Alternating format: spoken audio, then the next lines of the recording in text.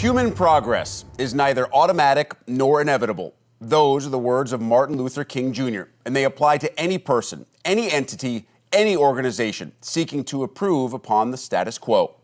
Our celebration of Black History Month continues now as Howard Griffith mediates a roundtable consisting of African-American coaches from various Big Ten schools and sports.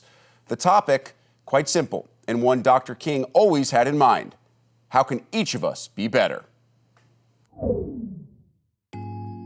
What are one or two ideas that you may have that you would love to see, say, the conference implement that would help the student athlete to become the best person he or she can be? I think how committed the conference is to seeing the student athlete be well-rounded in every aspect. Just more exposure to it. I mean, we do a good job in showing the sports, but just making sure that the student athletes know that this is the conference for holistic across the board. And I think it would help everyone recruiting, because now you're not a conference on just wins and losses, you're a conference in developing human beings. And there are stories across the board, but how do you get them on the network? You know, seeing more exposure to those stories, those human interest stories. It could be 5 minutes, it could be a segment at halftime of a game. Something to tell that story that says, you know what? I think I want to go to a Big Ten school.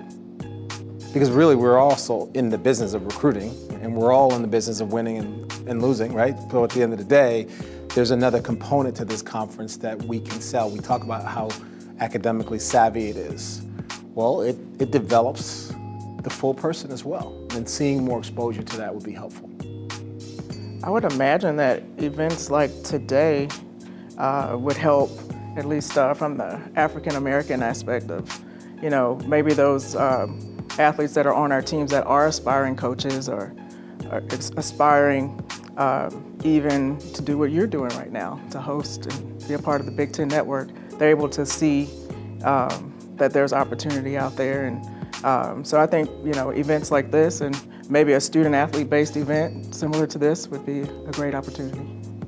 I agree. Student athlete-based event was what I was thinking.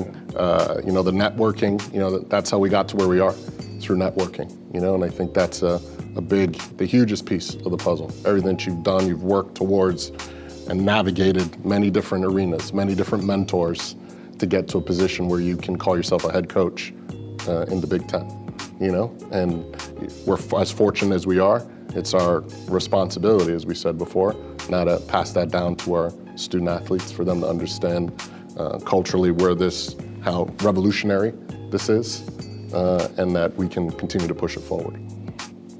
I think just highlighting diversity. I think having events that what I would call real. I think we all kind of like sometimes skate to be safe.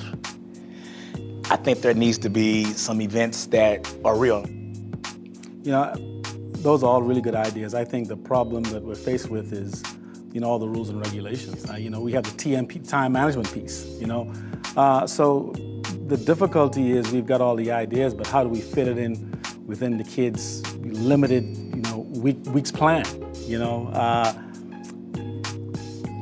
And I get it, because we're asking more and more and more of them. Athletic departments are asking more. Us coaches are asking more from our kids. You know, we have to do 5 or 6 community service events, and then we've got to do this and we've got to do that. And now to have, you know, another round table of discussion, which is needed. The problem is how do we fit it in? That's definitely the problem. Yes, it's undoubtedly needed, but you know, how do we fit it in? So you're saying you don't want to give up 30 minutes of your practice time? No. No, I know exactly. I'd like to. Somebody want to work. I'd like to. In fact, I'd like to squeeze 30 minutes from them. Right. Except, you know, the administration said, no, that's it. Can't do it. Got to count. I agree with you, but also, and I agree with you too from the standpoint of, just like today, we're all very busy, but this was so meaningful that we got here. So if you present meaningful topics that are relevant to their life, then they're going to want to spend their time there.